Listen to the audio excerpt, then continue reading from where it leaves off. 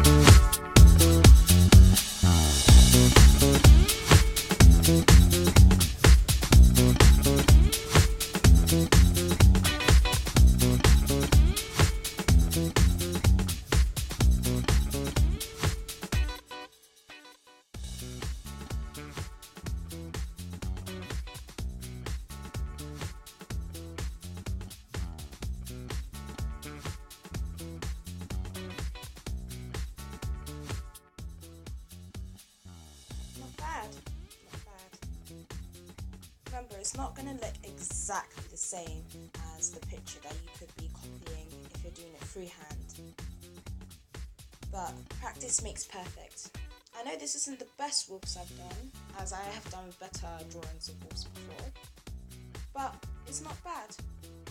I quite like it. Well, I've got to go now, so I'll see you in the next one. Bye!